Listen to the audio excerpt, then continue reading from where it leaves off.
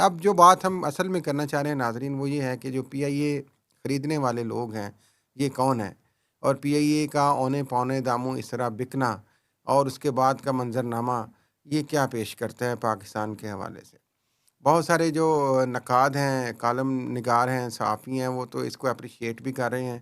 کہ جناب علی یہ ایک بالکل ہر سال 33 35 40 ارب روپے ہمیں رکھنے پڑتے تھے بجٹ میں پی آئی اے کے لاس کے لیے، تو الٹیمیٹلی چلیں جیسے بھی کر کے اب اس سے ہماری جان چھوٹ گئی ہے،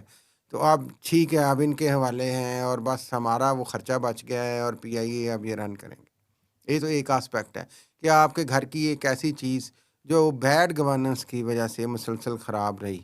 اور الٹیمیٹلی آپ اس میں پولیٹیکل بھرتیاں بھی ہوئیں، اس میں کرپشن بھی ہوئیں، اس میں لاسز بھی ہوئے، اس میں سارا کچھ جو کچھ بھی ہوا وہ عوام پہ ڈل گیا نا جی، کیونکہ آپ نے تو اونے پونے داموں اینڈ پہ وہ گاڑی یا وہ چیز آپ نے بیچ دی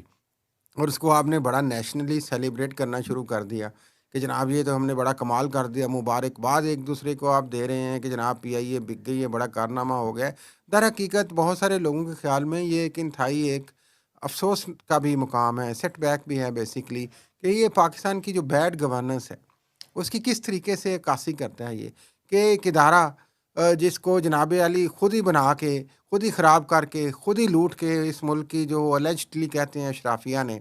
اور اس میں سیاستدان بھی شامل ہیں، اس میں آپ کے سارے یہ لوگ وزراء بھی شامل ہیں، مختلف حکومتیں بھی شامل ہیں، یونین بھی شامل ہیں، بھرتیاں بھی شامل ہیں کر کے، تو آپ نے اس کو اس نہج میں پہنچا دیا کہ بس اس کو تھرو اوے پرائس پہ بیچ دیا۔